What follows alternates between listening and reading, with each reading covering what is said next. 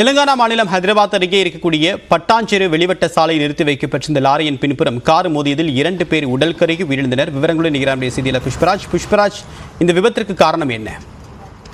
தேவா, தெலுங்கானா மாநிலம் ஹைதராபாத் சமீபத்தில் உள்ள பட்டாஞ்சேரு வெளிவட்ட சாலையில் லாரி ஒன்று பழுதடைந்த காரணத்தால் நிறுத்தி வைக்கப்பட்டிருந்தது.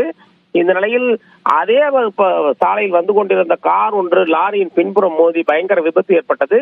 விபத்து ஏற்பட்டவுடன் காரின் பெட்ரோல் டேங்க் வெடித்து தீப்பற்றி 2 வாகனங்களும் கருகிவிட்டன, தீப்பற்றி எரிந்தன. இந்த நிலையில் காரின் கதவுகள் நசுங்கி அவற்றை திறக்க இயலாமல் போன காரணத்தால் காரில் இருந்த 2 பேரால் வெளியேற முடியவில்லை. எனவே தீயில் எரிந்து அந்த 2 பேரும் மரணமடைந்து விட்டனர். இது பற்றி தகவல் அறிந்து அங்கு வந்து சேர்ந்த பட்டாஞ்சேரு போலீசார் 2 பேரின் உடல்களை மீட்டு வழக்கு பதிவு செய்து விசாரணை நடத்துகின்றனர். தேவா, புஷ்பராஜ், தொடர்ந்து நம்ம ஒரு செய்திகளை பார்க்கலாம்.